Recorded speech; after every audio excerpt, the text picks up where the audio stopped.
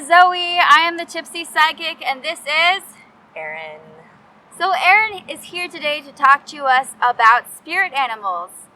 But first, tell us a little bit about yourself and what qualifies you to talk about spirit animals. Absolutely.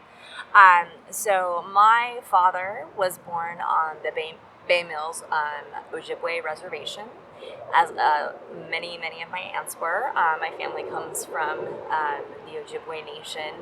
My grandmother was born there. Her mother was born there, and father were born there. And then I was not born on the reservation. Our family kind of became a military family and moved off and ended up here in the Northwest.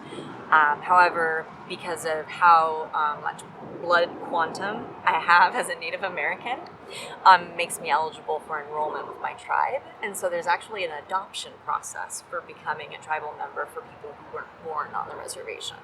So technically I was adopted by my tribe based on how close I am to my lineage.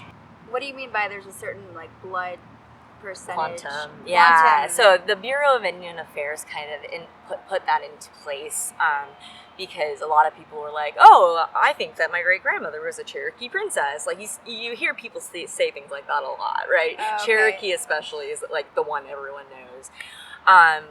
But one of the things is that every tribe has different amounts of blood quantum that they require. So like with some tribes, you have to be born on the reservation, especially in Alaska. If you weren't born there, you're not a tribal member.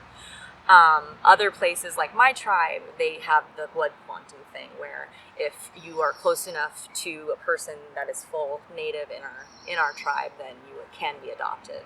And I'm a quarter native, so I can be adopted. And if I ever had children, they could be adopted into the tribe as well. So let's start with, what is a spirit animal? Well, a spirit animal in our culture is the animal spirit that really speaks to who you are as a person inside and out, how we present ourselves. There also are guides as to where we're going in our life. So they provide... really, they're spirit guides in and of themselves, but they are dreamt for you by someone with a specific title. It's not something that you randomly just choose and say, "Oh, I really like that kind of bird, that's my spirit animal," or "Oh, I really like unicorns, that's my spirit animal."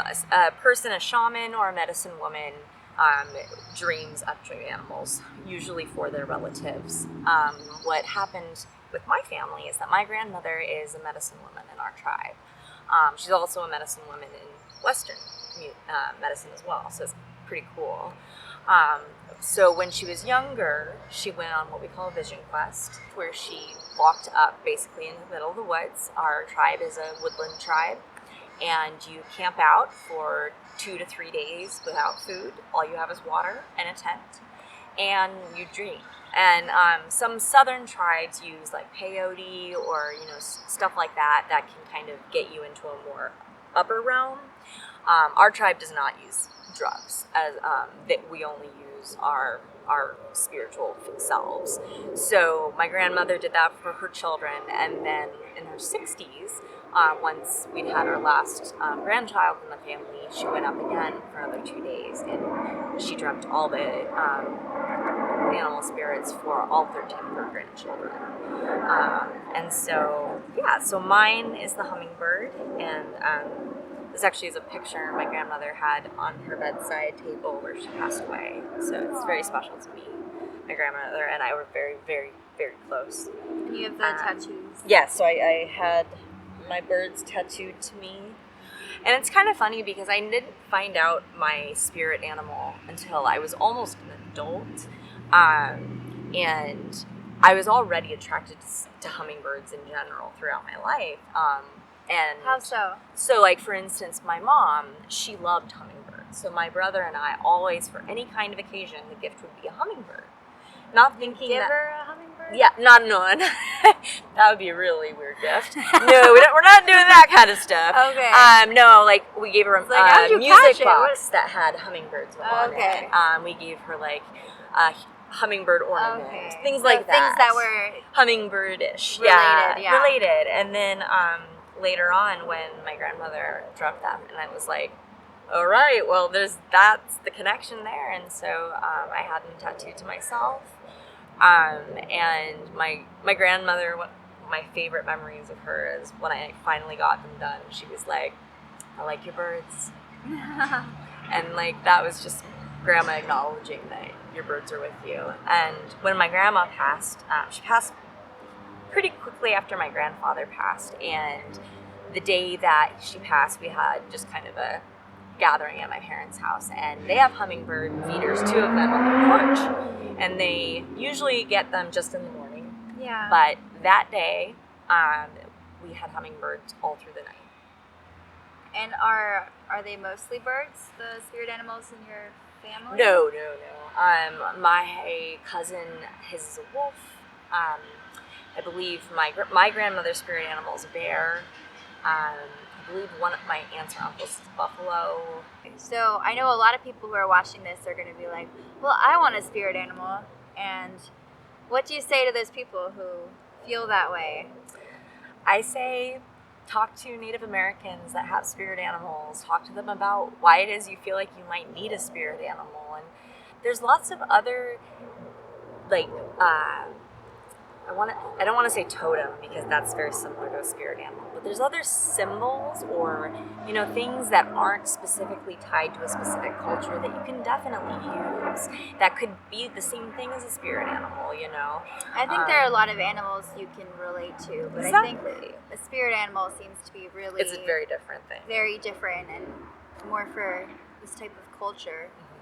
It really plays into the spirituality of our culture. And so when I see people randomly saying that these things are my spirit animals, and I'm just like, it's hurtful for me because it was such an intense and also just humbling experience to go through with my grandmother, and so sacred.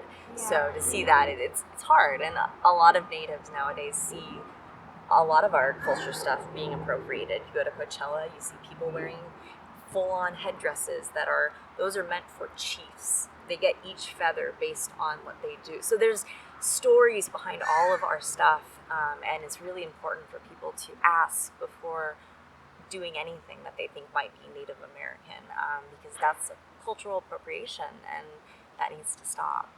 Also, one thing to add is that a lot of our culture has been illegal for hundreds of years.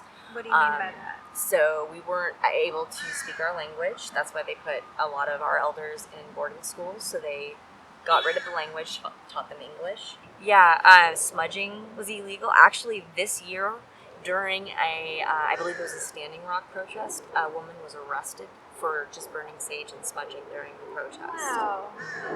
So to this day, Native Americans are getting hurt or arrested for doing what they have all the right to do. I feel like a lot of the people who do the cultural appropriation and whatnot have the best intentions. They just don't realize they're harming people and they're harming other cultures. So like coming in with a thought of understanding, I think, is really the best way. So how have you found your spirit animal to assist you or guide you? You mentioned they were guides throughout your day. Do you see them in your dreams at all? I do. I dream them. I see them wherever I go. Whenever I'm at my parents' house, they're there morning, noon, and night. So they're physically present with me a lot, and obviously on my body. But in just my personality, I'm a very kind of flirty, all over the place type of person. Yeah, that's my next question. Exactly. Does it reflect your personality? It does, but the funny thing about hummingbirds is that they have this flittery, like quickly, off to each place type of way of living. But they're very controlled, smart animals. And so that for me is how I see myself, is I am on the outside kind of afraid, kind of anxious, kind of whatever, but on the inside I have that control and that calm and that feel that, okay, internally I'm okay. It's when I start to feel the outside stuff coming inward, that's when I know. And that's when my spirit animal is guiding me and saying, okay, you're not okay inside and outside. That's when we need to find help.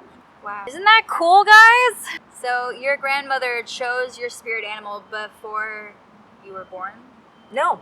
Actually, this was when I was in high school. so. Oh, okay, so the grandchildren that you're talking about that she dreamt of one last time.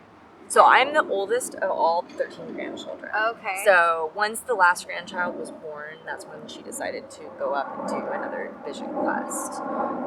So she didn't go up. She wanted to do it all together, like she did with her if you children. had children, would you know what their... I wouldn't, unfortunately.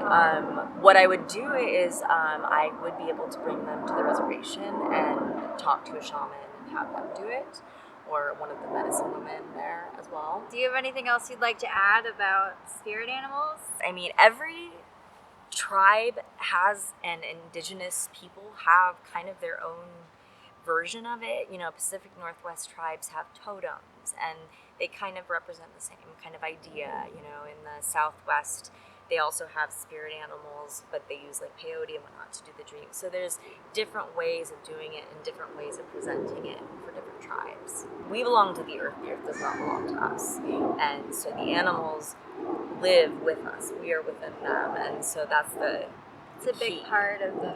Is that we're one among the animals. And this special, specific animal is the one that you're specifically tied to with your soul. That's really cool. I think this concludes our spirit animal video, but if you guys have questions or comments, please comment below. Let us know, and I'm sure she will be able to answer most of them. If not, she'll find out or something like that. And subscribe to the channel. Yay!